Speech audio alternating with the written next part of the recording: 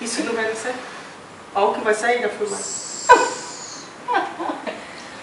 Parabéns pra você, nessa data querida, muitas felicidades, muitos anos de vida. Parabéns pra você, nessa data querida, muitas felicidades, muitos anos de vida. Parabéns pelo seu dia.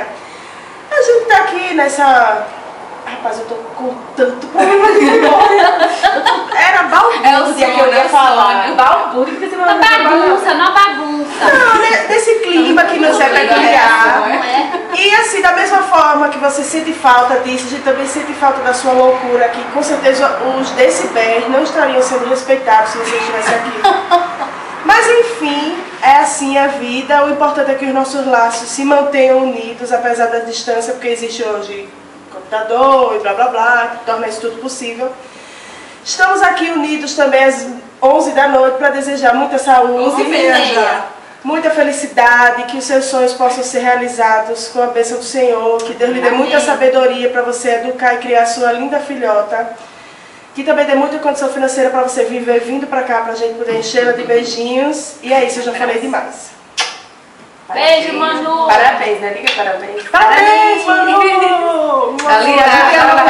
Fala. De novo, a gente não já fez essa parte do vídeo. Vai, fala. Cada um vai ter que falar.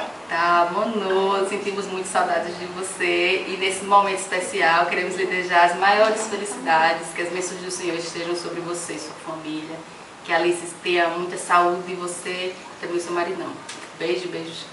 Manu, a gente te ama, tá morrendo de saudade, venha logo nos visitar, porque nós somos muitos pra gente ir pra eles, pagar só uma fortuna, minha filha, então venha você, o Gustavo e a Alice, que não paga, então... E a Alice tem que vir. Claro, Senão não vem. Se não amarrada. Se a Alice não vem. Não venha, você só quer saber da Alice agora, esse é o mal de ser mãe, porque você vai ser totalmente escanteada, nós seremos só queremos ser Imagina tia. eu que tenho 3. Eu queria fazer essa pequena homenagem só pra você se sentir ainda mais especial nesse dia.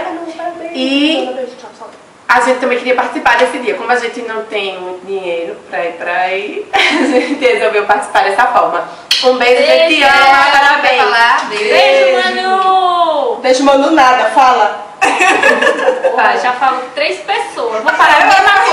Manu, parabéns, Deus abençoe. Estamos com saudade, nós amamos você. É a mesma coisa. E blá blá blá. Igualmente, Manu. Igualmente.